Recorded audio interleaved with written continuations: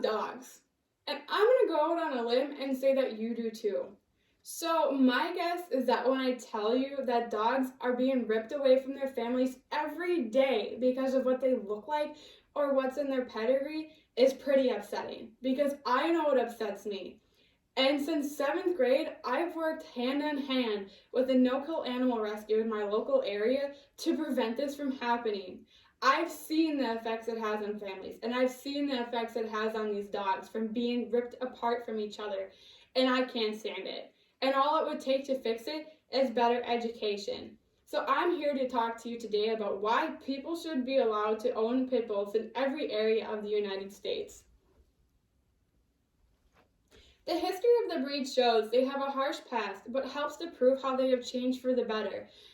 The pit bull, properly known as the American Staffordshire Terrier, evolved in the United States and the United Kingdom for bull baiting and dog fighting, both forms of human entertainment, which properly have been outlawed or now illegal, according to lovable.org. But since then, this very common breed has evolved to be your typical house pet, with no purposes besides just loving you and your family. And actually, they're so common that they uphold 20% of the United States dog population, according to pitbullinfo.com. But since they are so common, of course the bites are going to be higher. So the pit bull has a high bite rate, but it is not alone, because other breeds have high bite rates as well. Actually, as a matter of fact, the mixed breed dog holds responsible for creating 4% of the United States bite population. So a mixed breed is a breed of dog where many breeds are pulled together to create one animal. And actually, as a matter of fact, many times mixed breeds are unknown of how many different breeds are in them. So when you get one, you don't know what you're getting involved in, because you don't know what that different type of personality is in that dog. And a husky, which we do know is a purebred dog, is evolved for racing and pulling sleds in cold weather, and they actually are responsible for 3% of bites in Wisconsin, in the United States, according to Adam Kuttner, attorney at law.com. So we understand those two breeds that I just mentioned, but why do we have such a lack of an understanding of the pit bull? Why is our first go-to to get rid of them? There's so many better options. And actually, we need to better educate our communities, our societies, and actually our legislatures, federal and state, in order to prevent this from happening. Many areas in the United States are banning pit bulls, and the process of getting rid of them is horrifying. As of right now, 10 states in the United States have locations in the United States that currently have banned these dogs, according to banpitbulls.org. And unfortunately, that number is only rising. They're not only now expanding from pit bulls, they're expanding to German Shepherds and Rottweilers and Doberman Pinschers, all breeds of which are known as strong breeds, or better known as bully breeds.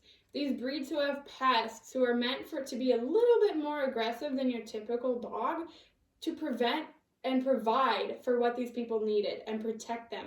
But that was old. That was in the past.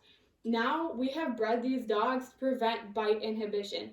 Bite inhibition is where you want your dog to not want to bite. It holds back that natural instinct of attacking and biting, which therefore these breeds who were meant to have this strong bred into them have changed. But nobody is educated to that for the most part, because people are so afraid and put up a block to prevent this dog from biting them in the first place, when they don't know that that dog could be just as friendly as your typical golden retriever.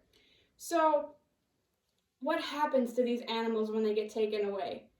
You don't think that they just get moved, do you? Actually, these dogs can't get moved, because all that would happen is they're sending the issue of these dogs to other locations.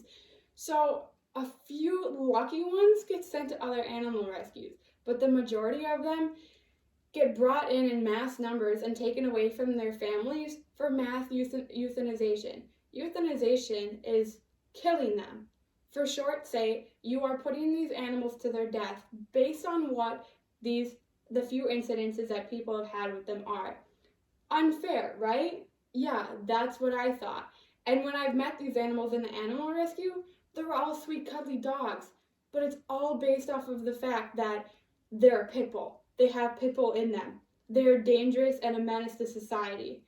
But thankfully, there are laws called BSL, which stands for Breed Specific Legislation, which helps stop this from happening. It makes rules and regulations that say lawmakers cannot abide to laws that stop animals from living in certain households, which is right.